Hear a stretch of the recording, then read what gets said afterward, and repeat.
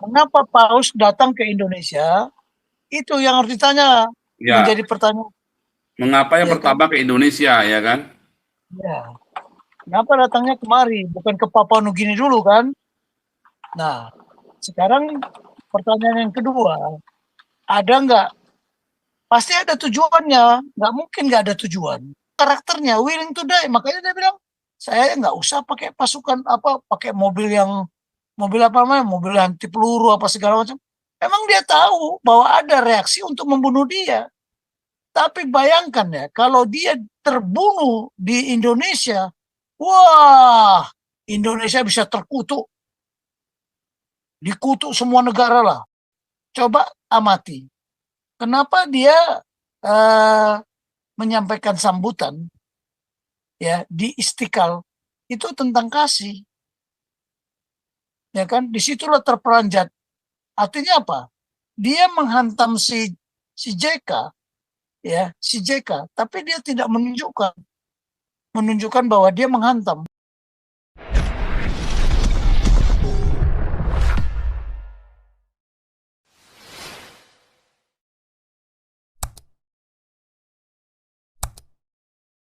Intinya sekarang di Afghanistan, Taliban kembali ya, tadinya janji ini janji itu ya. Yusuf Kala itu ya, memang cuman retorika saja ya, Yusuf Kala ini. Oh, Taliban sekarang sudah berubah begini. Tetap ya, sekarang ada yang usia 8 tahun dikawinkan ya, geblek ini ya, memang manusia-manusia Islam ini ya. Tapi menurut mereka itu satu kebenaran Pak. Oh, itu Soalnya sunnah, ajaran setannya kan begitu. ya itu kan sunnah. Ya, jadi Ini Bu menurut Ellen, mereka lalu ini Pak Tobing ya, habis Bu Ellen Pak Tobing. benar. Ya, shalom Pastor dan Shalom, semuanya. shalom. Habis Bu Ellen Pak Tobing langsung masuk ya. Yang saya mau omongin ini soal kendaraannya ya, Pastor ya. Kok sederhana banget ya gitu. Beda dengan penyambutan di Papua Nugini. Hari ini kan langsung ke sana kan gitu. Kendaraannya bagus-bagus. Selayaknya lah gitu. Seorang besar seperti Paus ini disambut dengan, masa nyambutnya dengan naik, apalagi naik mobilnya sangat sederhana sekali gitu. Terus yang kedua adalah kenapa nggak kelihatan Prabowo? Yang lain-lain kayak si Menlu Retno itu ada gitu.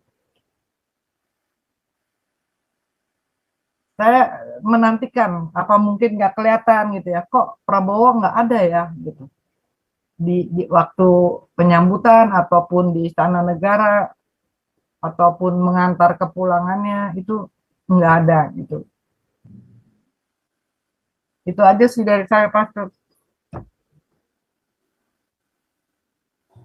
Halo? Halo? Ya, Len. Ini Pak Tobing katanya next. Pak Tobing masuk, Pak Tobing. Iya, iya. Oh, yang Papua, Bu Ellen saya belum lihat. Oh, di Papua pakai mobil bagus ya. Di Papua Nugini, iya, mobil bagus.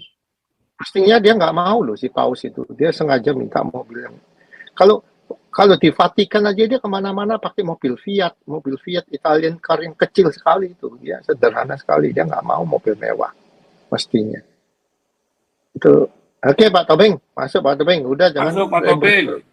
Udah jangan ribut rambutnya, udah ganteng Pak. Baik, selamat malam. Shalom Pak Tobing. Saya barusan selesai narasumber di tempat yang lain. Ya. Beginilah, kunjungan Paus ini pasti udah monumental lah ya.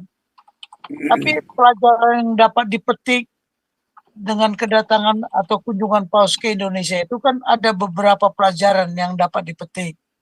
Baik buat kita maupun buat mereka yang tidak sama keyakinannya dengan Paus. Yang pertanyaannya begini harusnya.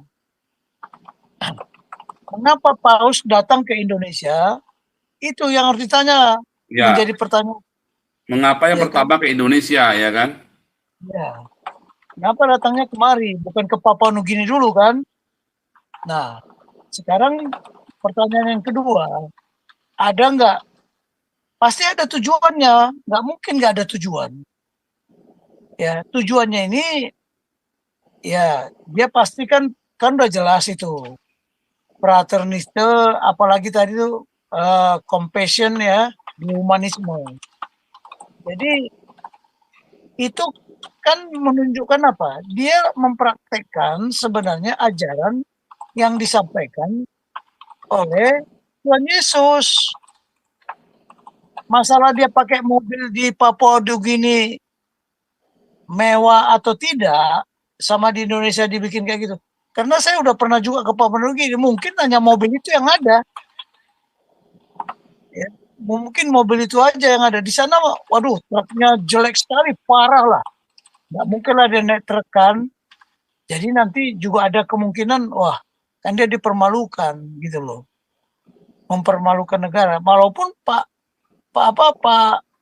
Paus juga tidak berpikiran demikian, tapi mungkin hanya mobil itu yang ada di sana. Saya melihat di sana itu memang parah sekali lah di Papua Nugini. Saya sudah pernah ke Port Moresby kok. Bagaimana situasi di sana kan? Tapi yang penting kita lihat mengapa dia ke Indonesia dulu. Nah, kenapa? Ada pesan apa yang mau disampaikan? Ya kan? Sebab di sini kan aneh. Saya juga melihatnya kemarin tuh ya. Ini kalau kunjungan Paus ini pasti, ini kan aksinya beliau. Pasti ada reaksi. Benar juga kan? Egy Sujana, Alfian Tanjung, si Habib Rizik, bikin statement-statement yang macam-macam lah. Ya. Nah, ini pasti ada reaksi. Tapi Paus itu tenang dia udah tahu itu, pasti ada reaksi itu udah tahu dia. Nggak mungkin lah sebodoh itu dia tidak tahu. Tahu dia. Tapi hebatnya kalau kita lihat pengaruh. Ya pengaruh dia itu loh. Ya itulah kepemimpinan itu. Kaitannya dengan kepemimpinan semua. Actionnya dia itu. Coba dia bilang ada terowongan kan. Dia pakai perumpamaan terowongan tapi itu fakta. Ya, yang saya lihat dia menyampaikan kebenaran. Ya, kebenaran yang berupa realitas. Ada kebenaran yang tidak realitas, tapi kebenaran yang disampaikan dia realitas. Bukan? Dan kebenaran itu akan menjadi benar adanya karena dia menyampaikan apa? Kebenaran oleh sang kebenaran. Sang kebenaran siapa? Ya Tuhan Yesus. Dia memberi contoh kesederhanaan, dia memberi contoh dia kasih. Ya dengan kata compassion itu kan belas kasih namanya kan. Bela rasa. Bela rasa itu apa? Kasih. Tapi dia tidak tunjukkan kasih. Dia juga sebagai seorang pemimpin. Ya, kepemimpinan sejati itu ya willing to die. Itu karakternya, willing to die. Makanya dia bilang, saya nggak usah pakai pasukan pakai mobil apa namanya, mobil anti peluru apa segala macam. Emang dia tahu bahwa ada reaksi untuk membunuh dia. Tapi bayangkan ya, kalau dia terbunuh di Indonesia, wah, Indonesia bisa terkutuk. Dikutuk semua negara lah. Ya kan? Itu.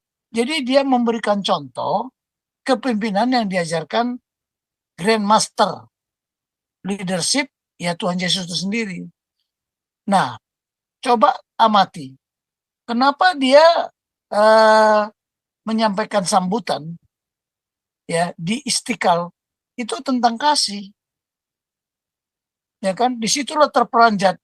Artinya apa? Dia menghantam si JK, ya si JK, tapi dia tidak menunjukkan bahwa dia menghantam. Apa pidatonya? Dengar pidatonya. Jadi kalau kita mati kunjungan dia itu begitu. Walaupun dia menyampaikan misa di GBK itu diprotes. Ya ada aja yang memprotes lah. Ya kan? Nah itulah. Jadi dia juga ingin membuktikan kenapa. Sekarang saya bilang, kenapa nggak bisa dilakukan pagi hari rupanya? Harus sore malam hari. Tapi kenapa dipilih malam hari? Kan itu harus kita tanya. Kenapa ya waktunya malam hari bersamaan dengan azan maghrib? Dia pengen tahu benar nggak bangsa ini toleransi. Nah, jadi dia datang itu juga ingin menguji sebenarnya. Benar nggak Indonesia itu yang dikatakannya Bhinneka Tunggal Ika? Makanya dia juga menyampaikan Bhinneka Tunggal Ika itu. Jadi kalau pelajaran yang dapat saya ambil ya, yang kita bisa ambil dari kunjungan Paus ini, ternyata dia lebih Pancasila dari bangsa Indonesia sendiri kan. Apa yang dia lakukan itu kan bukan Pancasila. Nah, itulah kelihatan lah. Cuman kedua waktu acara di GBK, lihat ada bahasa dari berbagai suku kan, ada bahasa Batak, ada bahasa Karo. Loh, lihat itu menunjukkan kebinekaan. Itu dirancang ke kebinekaan itu, bahkan ada yang pakaian budayanya masing-masing kan. Coba dia mati yang seperti itu. Jadi, oh, dia lebih berbineka. Ya, makanya benar kalau Pancasila itu ada Weltanschauung, pandangan dunia, bukan pandangan Indonesia saja, pandangan dunia. Bukan sikap hidup orang Indonesia, the way of life Indonesia. Ya kan? Itu menjadi sikap hidup dunia. Karena sebenarnya Pancasila itu, sila-sila itu intisari dari hukum Taurat kok. Sama hukum kasih. Nggak ada, tidak lain dan tidak bukan dari situ. Karena Sultan Abdul Hamid dulu menciptakan itu juga dari Belanda sana, karena dia pro Belanda kan. Makanya sampai sekarang Sultan Hamid pun tidak dikatakan pahlawan. Karena memang dia pro Belanda. Semua simbol-simbol itu adalah simbol-simbol dari apa yang diajarkan Tuhan Yesus sebenarnya. Ya. Ya, makanya seorang pemimpin sejati itu ya dia tidak takut mati. Memang willing to die. Ya Tuhan Yesus itu kan seperti itu. Ya kan? Dia memang rela mati. Nah, di situ banyak kita petik ya karakter kepemimpinan sejati itu. Dia punya kompetensi nggak? Iya. Kalau nggak itu nggak mungkin pidatonya. Percaya nggak kita? Pasti pidato di sini sama pidato di gini berbeda nggak? Kita belum mengikuti ya. Bukan pidato lah, apa yang disampaikan itulah sama aja dengan sambutan. Pasti berbeda nggak? Kita lihat. Nanti kalau dari Singapura berbeda nggak? Kalau di Filipina berbeda nggak nanti? Nah itu. Jadi kita mengamati kunjungan Paus itu maknanya apa? Ya dia memberikan ini loh kepemimpinannya apa namanya negara Vatikan kan begitu. Walaupun kami kecil, ternyata kami wilayahnya luas. Kardinal, Romo dan sebagainya. Dia lebih setia kepada negaranya atau setia kepada Vatikan? Dia patuh sama negara ini, tapi belum tentu dia setia kepada negara ini. Bedakan patuh sama loyalitas. Loyalitasnya ke sana.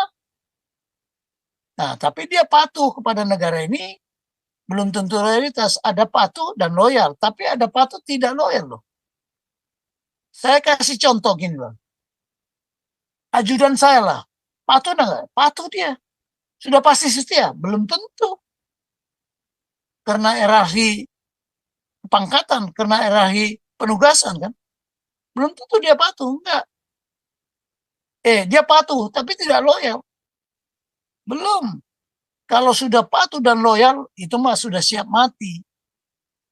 Jadi kepemimpinan itu diukurnya dari mana? Orang mau mati untuk dia. Ya. Sementara si pemimpin pun juga mau mati untuk anak buahnya. Dia nggak takut kok. Itu sebenarnya. Jadi kita tinjaunya dari aspek kepemimpinan. Ya. Bagaimana dia mencapaikan khotbahnya, bagaimana dia mencapaikan semua orang bisa tertegun, tercengang, terinspirasi, termotivasi. Itulah kepemimpinan. Tidak lain adalah pengaruh. Ya, bicara kepemimpinan itu pengaruh. Ya kan? Dia bisa mempengaruhi sekian banyak orang. Itu yang ada di GBK kan saya lihat itu terbatas. Yang tidak mendapat tiket atau ditaruh gelang di tangannya tidak boleh masuk. Ya, tapi apa komentar kadrun-kadrun Egy Sujana, ya, si Alfian Tanjung, siapa lagi? Dia takut. Itulah yang disebut Islamophobia.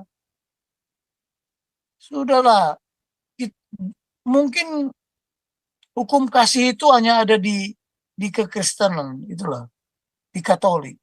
Kalau di mereka tuh memang nggak ada. Ya, ngomongnya damai, agama damai. Kan gitu. Ya. Jadi nanti masih saya kaji juga ini, ya, supaya hari Rabu kan kita membahas kepemimpinan. Tapi kita melihat contoh-contoh kepemimpinan yang dipraktikkan di dunia ini, apakah dia memanipulasi?